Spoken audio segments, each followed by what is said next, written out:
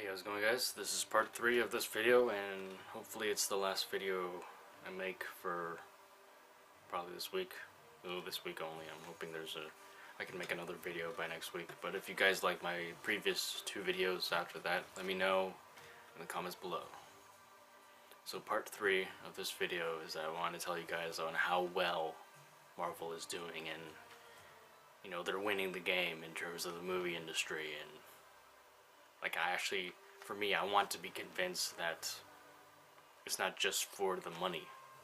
And right now, it's not, it's not just for the money anymore. It's that they're bringing in characters that, I've never read about, I've never heard about, even though I've heard about the characters before, but, I've never read into their story, I never read into their origin, and, seeing these movies, it makes me want to read the comics and, the graphic novels and all that stuff. And say, not just beginning with, say, the older Marvel movies like, Blade and, Ghost Rider and Fantastic Four and, Spider-Man and Hulk and, every one of them.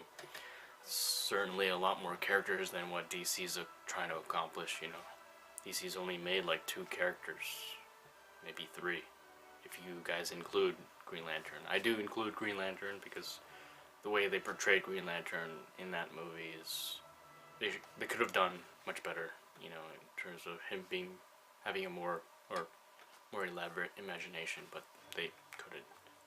I don't know why. But yeah, for the Marvel movies,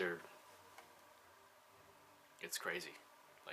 They're like crazy success of the characters.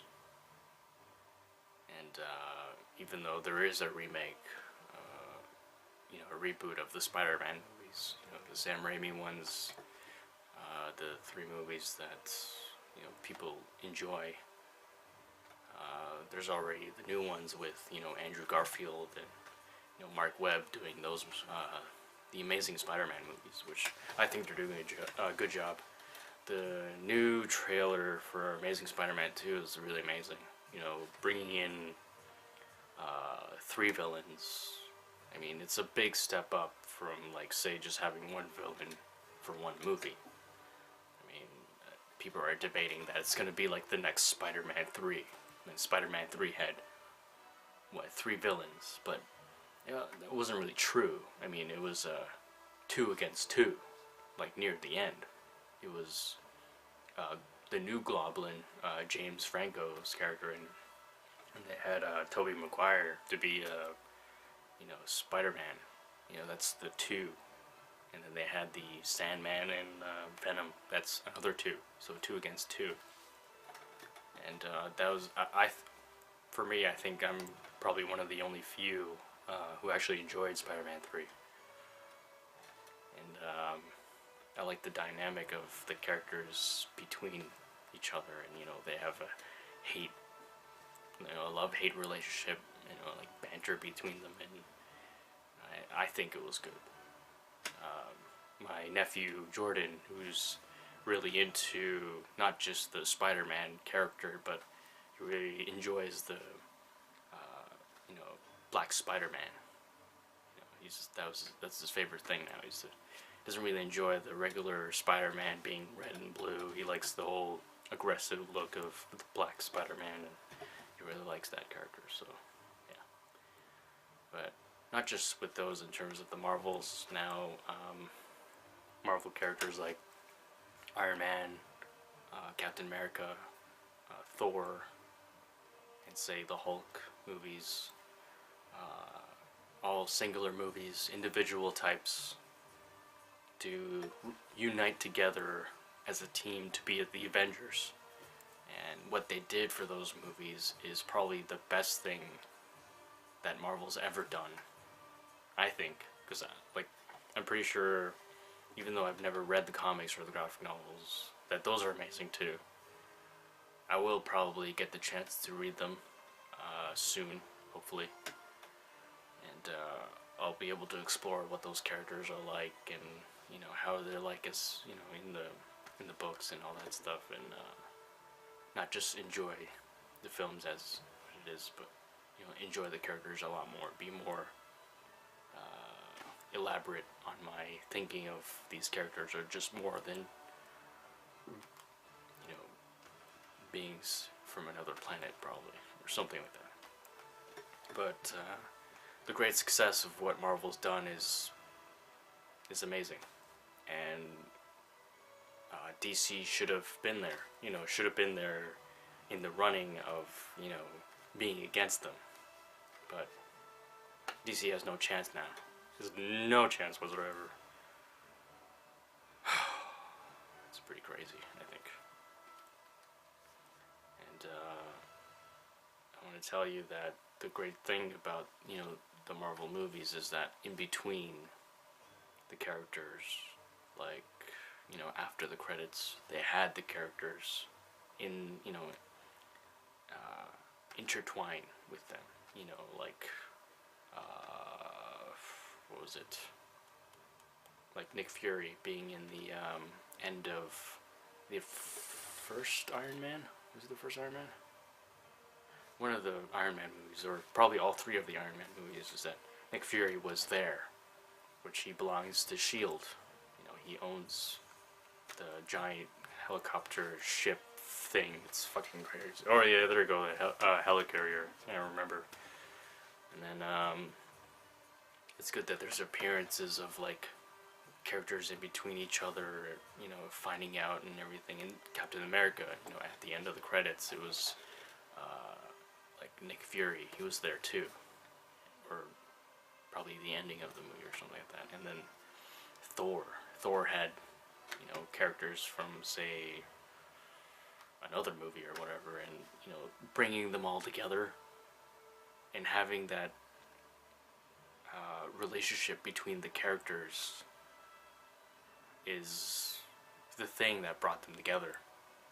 Is that in some way they were all interconnected with each other to create a grand scale movie that Joss Whedon has just totally fucking, like, accomplished. There's a huge following now. Avengers fans. There's fans of, say, like, all the characters. You know, literally all the characters. And it's just totally nuts.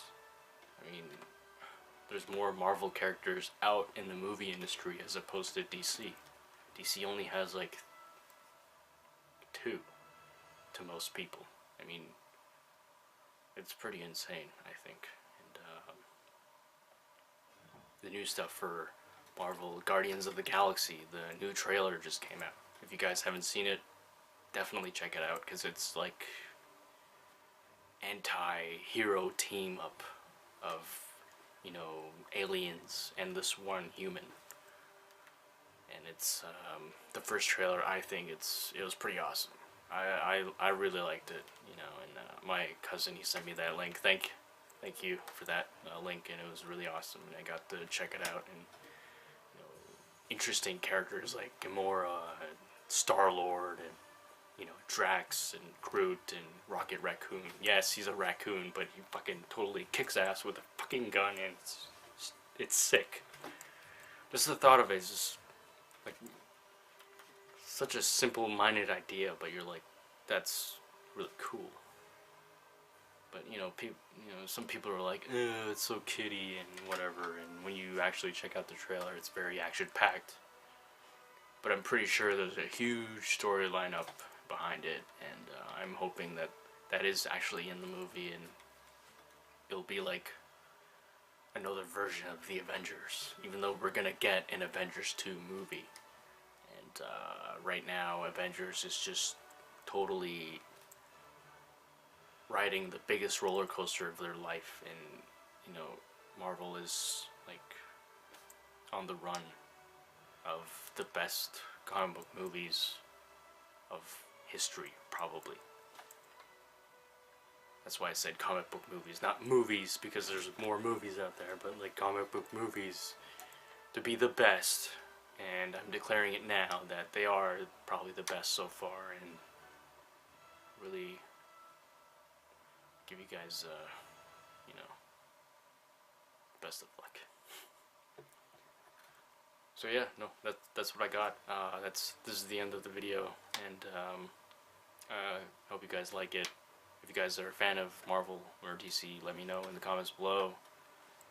Let me know what you guys think of what my movie or my take on the whole DC and Marvel thing, and let me know about that. And subscribe to my page if you like my page, and let me know what you guys think.